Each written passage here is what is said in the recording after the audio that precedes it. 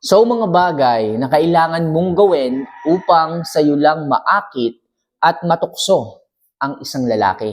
Yes mga kamamay, kung problema nyo ngayon na ang isang lalaki, ang partner nyo, ang jowa nyo is tumitingin sa iba o nagkaroon na ng issue sa iba, sakit yan. At ang hirap tanggapin yan. Baka kasi mamaya, kaya pala nangyayari yan, may problema din po kayo sa inyong sarili. Yung tipong, hindi nyo na po naaalagaan, hindi nyo na po naaasikaso, hindi na po kayo nagpapaganda, hindi na kayo nag-aayos, kung bakit ang isang lalaki ay hindi na natutukso at hindi na naaakit sa inyo. Bibigay ko sa inyo ang mga tips kung paano muling manunumbalik ang pagkasabik, pagkaakit, at pagkahumaling sa inyo ng isang lalaki. So bago po natin yung simulan, isa lang hinihiling ko if ever na gusto nyo po yung ganito klase ng love advice, don't forget, wala naman po itong bayad mamamaya, don't forget to click the subscribe button, like yung video, at syempre mag-comment ka na rin kung may gusto kong idagdag, gusto kong itanong sa akin. Kung nagawa nyo na po yan, maraming salamat at simulan na po natin ang ating mga topics ngayong umagang ito. So ano nga ba yung bagay na maaari mong gawin upang sa'yo lang maakit at matukso ang isang lalaki? So number 1, mag-explore pagdating sa kama. Yes mga kamamay, ito po dapat yung ginagawa ninyo eh. Mga girls, mag-explore kayo pagdating sa kama. Hindi yung alam na ng lalaki kung ano ang gagawin mo, kung ano ang mangyayari, kung anong mga position ang gagawin mo. Kung sa movie, replay na eh. At sa atin, pag nanonood tayo ng movie at alam mo na yung buong pangyayari, wala nang thrill, wala nang excitement. Ganyan din po pagdating sa loving-loving. Kung predictable ka pagdating sa loving-loving, alam mo na agad ang gagawin mo o alam na agad niya yung gagawin mo, tapos wala ka namang ka-effort, talagang maboboring yan. Hindi matutokso yan sa'yo kasi ginagawa nyo na lang yon para lamang may masabing magawa. Pero kung nagiging adventurous ka, nagiging explorable ka pagdating sa loving-loving, mag-i-excite ang isang lalaki. Gawin mo, mag-helicopter ka, o magpatambling-tambling ka, o kaya naman mag-role-playing kayo, mga kamamay. Maraming gumagawa niyan para maging adventurous ang inyong buhay loving-loving. Kasi nakakaboring talaga eh kung alam ng isang lalaki na ganito lang mangyayari. Okay, after 2 minutes, tapos na o wala na. Kaya please mga kamamay, ako nagsasabi sa inyo, mag-explore po kayo pagdating sa kama at sigurado ako na sa inyo lang matutokso, mababaliw, maaakit ang isang lalaki. Kailangan iba-iba po ang routine. Mag-aral po kayo, meron naman kayong napapanood kung ano man, o may mga kaibigan naman kayo, magtanong kayo sa inyo. Mga babae lang ha, kaibigan yung mga babae. Hindi kayo po pwedeng magtanong sa lalaki kasi ibang usapan na po yan.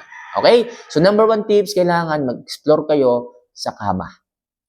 So number 2, mag-ayos ka lang at magpaganda ng katamtaman. Yes mga kamamay, kailangan po, ginagawa nyo po ito.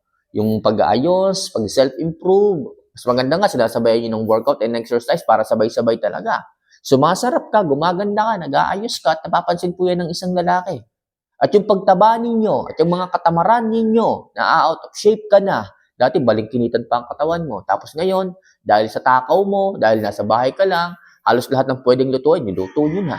Ngayon, magtitimbang ka, parang bumigat yata ako, 82 na ako dating 65. Ngayon, 82 na ako, ang taba-taba ako na. So, alam mo na sa sarili mo na tumataba ka, tumitimbang ka ng mataas. Pero hindi ka man lamang nag-a-adjust. Tapos ngayon, ang isang lalaki, pagka tumingin sa iba, may binibirong ibang babae, nagagalit ka, normal lang na magalit. Pero kailangan, isinkin mo rin sa isipan mo na dapat mo ring ayusin ang sarili mo. Magpapayat ka, magayos ka, magpaganda ka, tingnan mo yung sarili mo ngayon, losyang na losyang ka na. May anak lang kayong isa, na losyang ka na. Ang katawan mo parang pang ano na pang lola na Wala na ang puwet mo. Wala na ang shape mo. Okay, ang dibdib mo, mas malaki pa ang bilbil mo. So, improve niyo po yun. Kailangan mag-ayos kayo, magpaganda. Pero katamtaman lang yung ganda, hindi yung over ang makeup ninyo. Yung iba, sabi ni kamamay, kailangan din magpaganda ako. Kapalang ko aking kilay. Ang lipstick ko dapat mapulang-mapula. Ang blush on ko dapat makapal. Ang eyebrow ko dapat ganun din. O ganun mga kamamay. Nasa relasyon po kayo, kailangan nyo ng isang presentableng itsura lang. Hindi nyo kailangan mag-overpower ang makeup. Hindi rin po magandang tingnan. Yung pag-aayos, araw-araw. Okay, maganda ka nga ngayon. Okay, naglagay ka, kompleto ka lahat ng makeup, tapos bukas wala.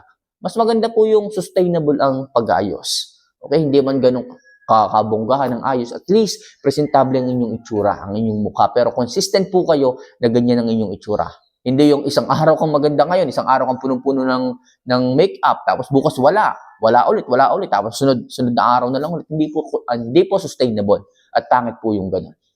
Kamamay, mahal kasi yung makeup kaya isang araw lang ako nagme-makeup, kaya nga po. Hindi niyo po kailangan bumili ng mamahalin. Kailangan niyo po yung mga simple lang na ayos, pulbo, lip tint, lip gloss, okay? Konting ayos ng kilay, okay na po yun. Suklay ng buhok, okay na po yun. As long as sustainable po ito, panghabang buhay. Okay? So next, piliin ang mga healthy foods at mag-ehersisyo. Ito nga sinasabi ko sa inyo mga kamamay. Kung gusto mong sa inyo lang matukso at maakit ng isang lalaki, kailangan piliin niyo po yung healthy foods, hindi yung mga sitsiriyang inyong kinakain, hindi yung mga refined sugary foods, hindi mga isang bowl ng kanin ang kinakain, lalantakan ninyo, hindi po ganun. Ako nagsasabi sa inyo, ang inyo pong kainin is more on red meats, itlog, okay, cheese. Yan po ang mga healthy foods na kailangan ng inyong pangangatawan. Hindi niyo po kailangang mag-stick sa mamahaling mga diet, mga dieta. Nasa red meats po, nasa manok, nasa isda, nasa itlog. Nandiyan po ang totoong susi para kayo ay pumayat, para kayo ay sumeksi, para kayo ay para makuha nyo ang magandang health na kailangan nyo sa inyong buhay. Kaya mga kamamay, mag-ehersisyo, piliin nyo po ang masustansyang pagkain. Makakatulong po yun para makita ng isang lalaki ang transformation mo. Baka mamaya, pag nakita ka ng isang lalaki, biruin ka. Mami, parang sumisiksi ka ngayon baka pwede natin dagdagan ang ating baby, di ba? Pagka ganun, ibig sabihin, attractive ka. Ibig sabihin, natutukso sa iyo ang isang lalaki. Hindi yung gigising pa lang kayo sa umaga, simangot na agad ang itsura ng lalaki sa inyo. Bakit? Ang pangit ng katawan mo, hindi ka nag-aayos. Manligo pa, hindi ka nakakaligo. So mga girls, piliin niyo po yung mga healthy foods, mag-ehersisyo po kayo. Makakatulong po yan. Okay? So next, huwag niyo pong kalilimutan na magpabango sa mga oras na lalabas kayo. Yes, mga kamamay.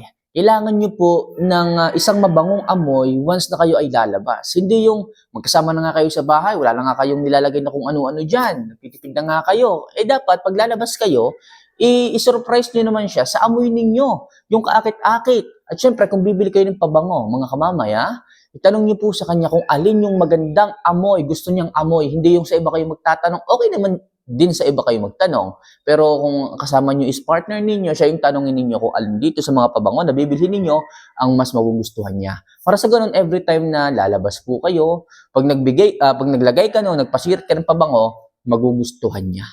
Okay? Mahirap din kasi na ikaw lang yung may gusto ng pabango Baka mamaya gusto mo yung pabango, tapos pagdating sa partner mo, ayaw niya. O pagdating sa ibang tao, ayaw nila. Hindi rin satisfied. Baka hindi rin maakit, matukso sa inyo ang isang lalaki.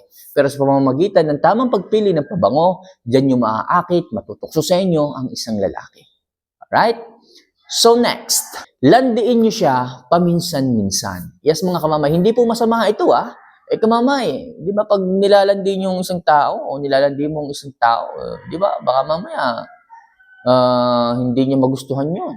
Mga kamamay, hindi po niya yun hindi magugustuhan. Kasi asawa niyo yun partner niyo yun Okay nga, minsan nga, okay niyo silang i-dirty talks Mas makakatulong nga po yun para mas mangibabaw yung, pagkahumaling ng isang lalaki sa inyo. Yung tipong pinapainit niyo sila paminsan-minsan. Di ba?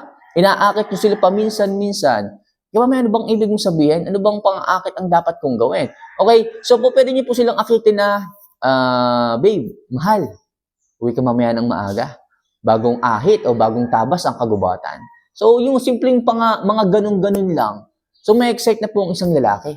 So, kaya mga kamamaya, hindi po masama na inyong paminsan-minsan landiin, akitin. Okay? I-dirty talks yung inyong mga partner. So, makakatulong po yan upang sa inyo lang matukso. Sa inyo lang maakit ang isang lalaki. Kaysa sa iba pa yan manggaling. Kaysa sa iba pa yan magsimula. Baka mamaya magalit pa kayo pagka sa iba yan ang galing. Baka mamaya may mababasa kayong message, may mababasa kayong chat or text, o baka naman meron siyang kinakausap at siya yung gumagawa nun para sa inyong mga partner, mahirap yon. Ibang usapan na yon. Kaya ngayon pa lang, unahan nyo na, gawin nyo na, huwag na kayong mahiya kasi mga partner nyo na yan.